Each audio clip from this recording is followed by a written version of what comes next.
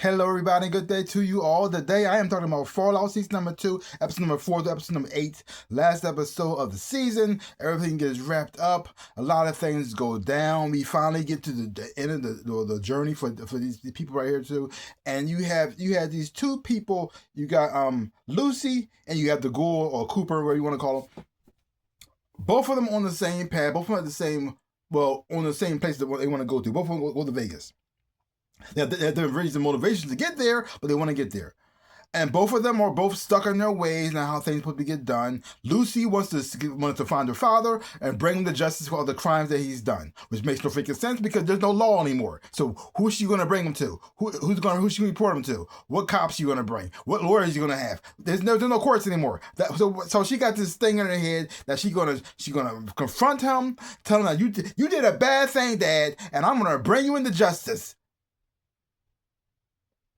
And you got Cooper on the other side like this. You are so dumb. And even when she finally meets her father, he treats her like a child. He says, "Okay, baby, okay, sweetie, lock me up.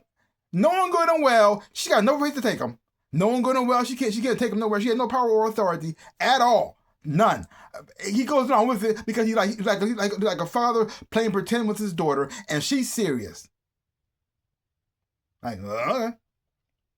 Then we got the whole thing going on with Maximus and the whole troop situation, and he killed the guy and starting a war and dealing with that situation too. And then he confronts the person who he pretty much almost in a way like a pseudo father figure to him in a way, and he has this opportunity to kill him, but he struggles with that as well, dealing with the fact that he put him into a role that he didn't really accomplish truly on his own, and now he's forced to play this character, and he has to fight people to prove that he's this guy who they think he is. And it's just so weird. And he's stuck in this weird place, and you see how he gets free of that as well. And then you also have what's going on with Norm McClane leading these the vault people who were part of management, who was part of this thing before we went thing with the crap, leading them to the new vault, trying to get answers, trying to find what's going on, what's going to happen to his people, what's going to happen there, but probably pretending to be somebody that he's not, and then getting discovered, and then dealing with all that situation. And we also have other characters involved in here as well. Like we had this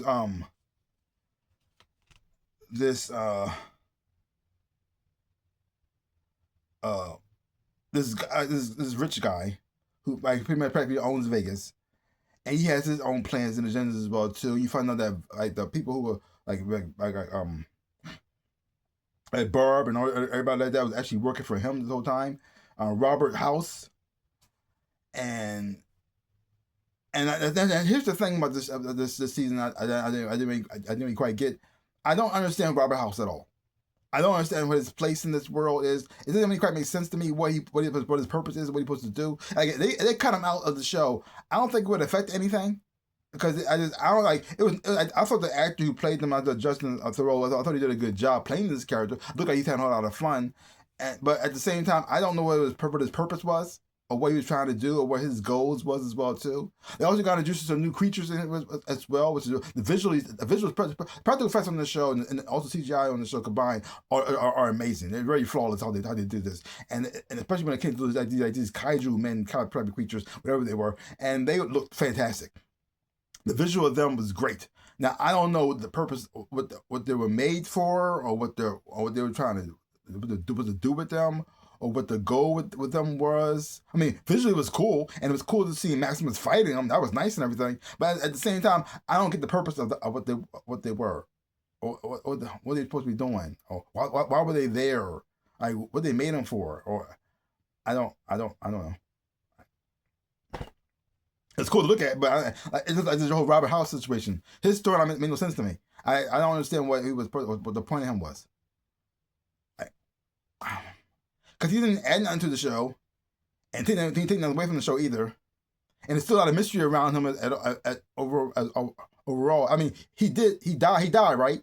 He died. Now he just lost his consciousness to this computer to do something. He connected to the Barb's company. I think it was Vault. No, not Vault. What's the thing called? Vox. I don't know. I'm getting all the shows mixed up, but I don't like he like, but he was saying somebody above him. And they showed this whole headquarters thing. So there's a lot of mysteries going on. It doesn't really answer a lot of. It makes you. It doesn't really answer any questions in this season. It just makes you think about. It make you have more questions. Like this. So there's other people out. There's another group of people out there who's listening to everything that's going on, and they're doing stuff for reasons. And you got the Robert House guy who's they giving money to him to pay to do stuff for reasons. I don't know what for. But the other storyline I thought was done quite well. The acting on the show has always been great, and I've always been enjoying that. And I always say the visuals on the show is just amazing, especially when it comes to the cinematography and the shooting and the location like that. Great job with that as well. And and then watching the whole journey with Maximus finally getting back to Lucy, I thought that was very sweet and very touching as well too. Also seeing Maximus actually being the knight, being the good guy that he always wanted to be, because the thing is though, like his life kind of came full circle. Like he grew up seeing the knights like kind of saved him, and but it ended up becoming the worst thing in his life. And so now he's the knight, and he's seeing he's looking up to him, and he's feeling like how he felt when he was a child. And then now he's standing up fighting for the city and defending them against these monsters. And then he inspires them to fight back as well. So like it's a very, very beautiful and touching situation. And then seeing that wrapped up with going back to Lucy was just great and fun to watch. And even though things were a little dark and very twisted and very messed up, we still managed to have some humor to it as well too. Like you have with Thaddeus, who's now a ghoul now, but he's like he's going through some weird mutations that the Cooper is not hasn't going through. He got a mouth on his shoulder, and the funny thing is though, is when he asks about these situations, and then Cooper looks at Maximus with him like this, and they're not saying anything. They're not saying nothing. And just their facial expressions, because they're saying so much without saying nothing at all. Because they're just that happened to me. I do. That's some messed up stuff. I don't know what's going on with you, but that's not normal. And now I'm 200 years old, and that's weird. My face looks like this, and I think that's weird. Like oh. Now, even though I do love the show and I love it too, there is a lot of plot armor around a lot of people. I realize that certain people should have died. Like the ghoul should have died a couple times, but he didn't die. And it got to the point where he got thrown that spike. I was like, he'd be fine. He okay. And then then you had the whole thing with Norm. He meets this girl there, one of the vault people, and it was in the thing, in Frozen, and he looks like he likes her. So it looked like a love story between them two. It looked like it's starting to go in that direction. But she got locked in a room with a bunch of roaches, and they killed everybody. I mean, everybody died. The roaches went in that room, killed everyone. Norman's on the outside hiding. And then he goes in there to see the results. The vultures are dead, all the people are dead, except for her. How does she survive? That makes no sense at all. She should have died. That made no sense at all. I said, whatever. I said, okay, sure. But I went along with it. I said, I see what they're doing. They try to give him try to make a little love story with him, because his sister's going to look like she's going to maybe have one with Maximus. So they'll give her one too. Give him one too, I guess. I don't know. But it's like this, whatever. But that made no sense at all. Sure. And a lot of times, Norm should have left. I was kind of mad at him as a character, because the girl was wanting to leave. He said, I got to do this thing first. Then he almost dies. Like crap. And then, and when he finally gets away, he should have died too. They hit him in the head like twice with a freaking statue. He should have had brain damage. First, they choked him. He got choked out, and then he got knocked out with the punch to the head. Then he started to wake up. Some dude grabbed the freaking statue and then knocked, or whatever it was, and then knocked him out again. He would have died.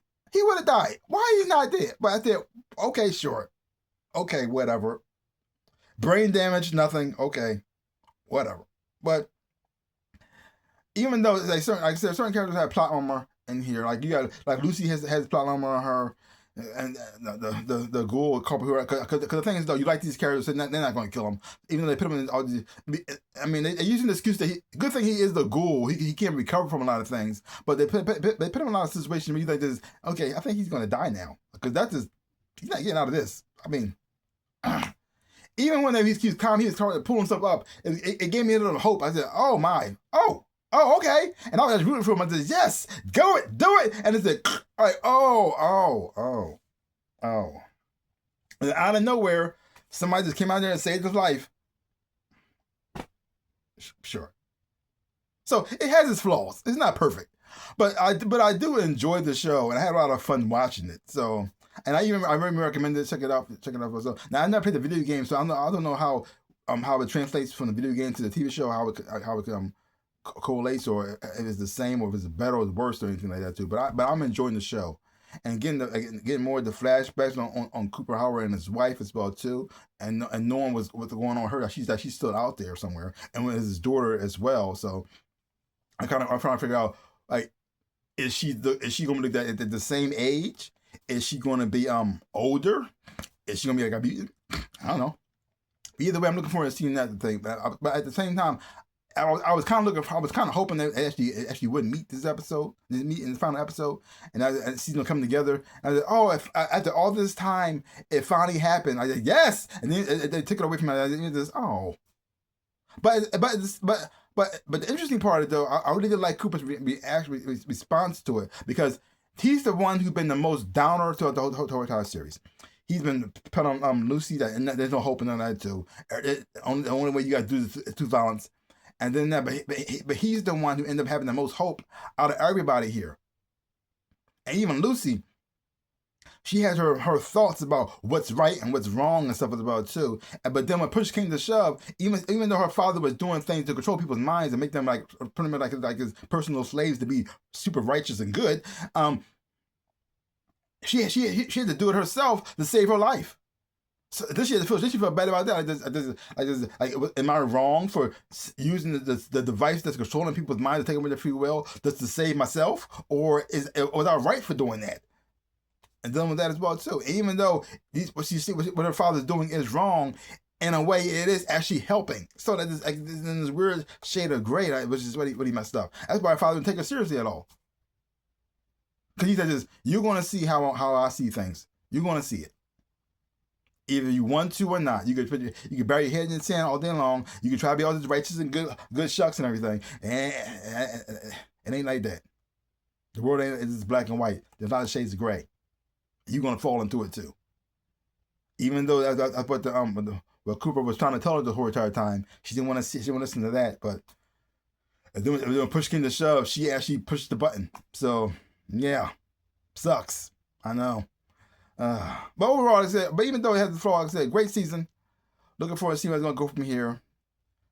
Cool to see Macaulay Culkin in it as well too, with this storyline with the whole Caesar and Roman situation. I was just silly and just crazy and out of whack. But I still had fun watching it. So leave your comments down below. Let me know what you thought about this episode of Fallout. If you haven't watched it, check it out for yourself. So give my channel a like, hit the thumbs up, shabu, and subscribe to my channel and share. I really do appreciate it. Also, links down below. Next to my social media, you want to follow me there. I really appreciate it as well too. Also to my store, also take my shirts and socks, everything else and whatnot. We'll see some stuff, buy some stuff. I really appreciate it. Like I always say in my dreams in real life, I am the Ninja Rabbit. Peace out, peoples.